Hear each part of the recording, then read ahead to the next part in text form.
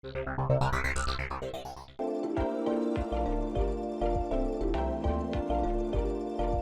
let's learn how to record A07 mobile screen. This mobile has not received default screen recorder, so we want to download third-party applications using Play Store. Go to your Play Store and download this X Recorder application. It is very good application for record your mobile screen.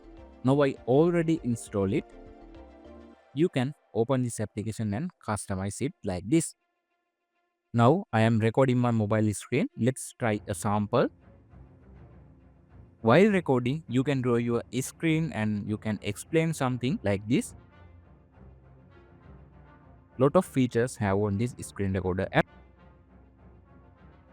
This is our recorded video. In this method, you can record your mobile screen using third-party application.